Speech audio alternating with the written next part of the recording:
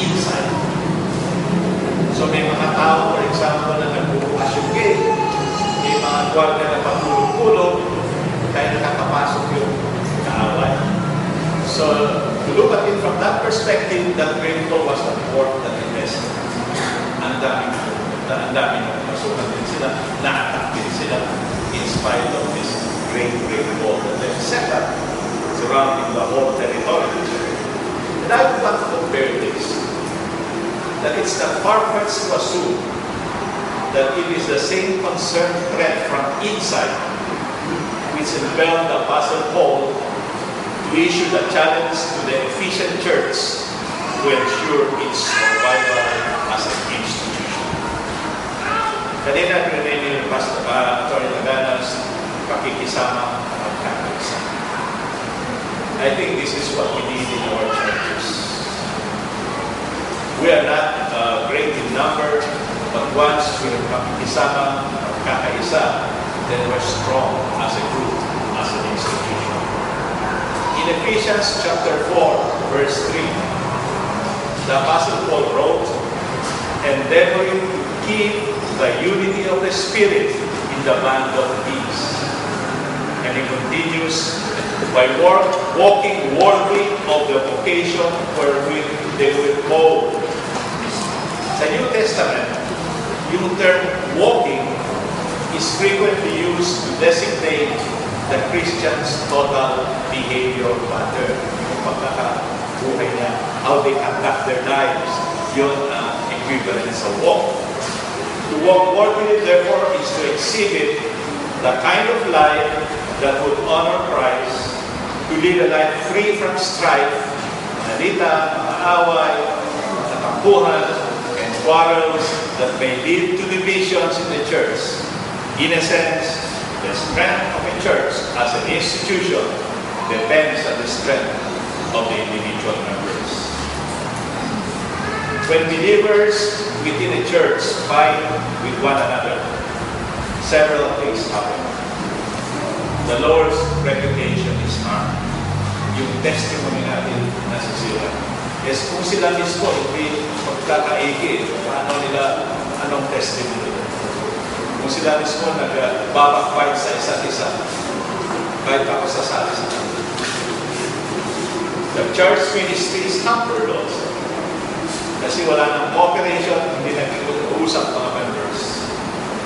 The church is handicapped, and even the personal peace of its members is affected. In other words, conflict, quarrel, moves us away from the love of Christ, and it only makes our enemy very happy. To ensure church unity, the Apostle Paul, in his letter to the Ephesians, made mention of 4 character traits that need to be developed among us. 4 character traits. Una, lowliness or humility. Kalawa, meekness or gentleness.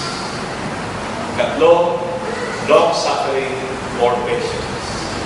And 4, forbearing or bearing one another in love. Ephesians 4, verse 3. So, ano ibig sabihin ng humility? Pagpakumbaba. The Bible defines humility as the opposite of pride. Pride keeps people focused upon themselves instead of God. I, me, myself, yun ang pride. Maganda pa ako. Maganda pa gusto ko. Itim pa ako kapila. Pride pa rin. In Proverbs 11:2, the Bible says, when pride cometh, then cometh shame. But with the lowly, with the humble, is wisdom. Proverbs 11:2. The Bible repeats this message in Proverbs 18:12. Before destruction, the heart of man is haughty or proud, but before honor is humility. According to the Bible, humility enables believers to honor others rather than themselves. Di ba may bago ngayon? Testament, ako mismo. Ibig sabihin, ako muna. Ako mismo. Humility, therefore, involves being submissive to the welfare of others rather than just doing whatever you want to do. The Bible equates humility with other positive characteristics, such as doing good, being peaceable, and being considerate. James 3:13 tells us that humility leads to wisdom. And he says, "Who is a wise man and endued with knowledge among you? Let him show out of a good conversation or good behavior his works with meekness of wisdom." Now, why is this character trait of humility, of pagkakumbaba, so important in strengthening our relationship with one another? Alam niyo, if we are humble, we can even handle unfair treatment peacefully. Kasi kung may ere ka, ayaw mo yung bibigyan ng unfair treatment. If you are humble, if you are properly established, you can weather all this. We can respond to even unfair treatment without being overcome by bitterness. That's one plus factor of humility. Godly humility means we do not feel a need for vengeance or repentance. Ephesians 4:31-32. Anong sabi? Let all bitterness and wrath and anger and clamor and evil speaking be put away from you with all malice. And be kind one to another, tender-hearted, forgiving one another, even as God for Christ's sake has forgiven. So with humility, we can handle unfair treatment peacefully. When we are humble, we do not have to put up a false front. When we understand God and humility, we don't need to act like a big shot. The better we know God, the less we have to prove ourselves. When we are humble, we can respond to and learn from criticisms without defensiveness, whether it's deserved or not deserved. Likewise, with humility, we can be aware of our failures without being emotionally devastated. When we are humble, this is very important, we can ask forgiveness from one another. Even if we think we're only 1% wrong, we can easily apologize for the wrong we did. Matthew 5:23-24.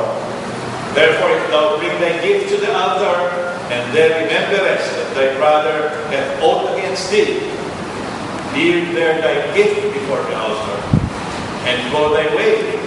First be reconciled to thy brother, and then come and offer thy gift.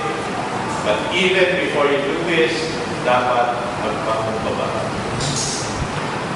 When we humble ourselves, we can talk with right attitude.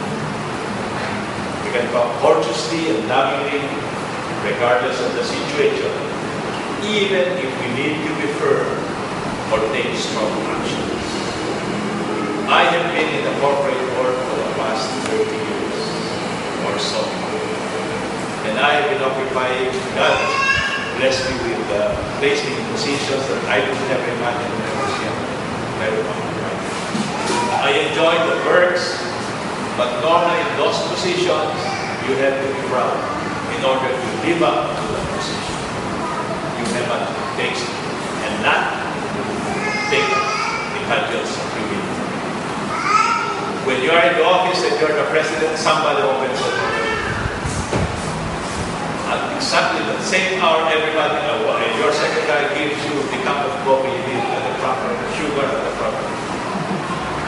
You want to answer any phone, you can only answer the phone calls. Things like that.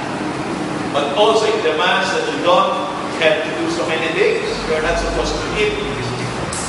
You're not supposed to eat in a certain place. You're supposed to dress in a proper way. And this kung minsan, tinataas yung proud mo, pinapalaki yung puno mo. And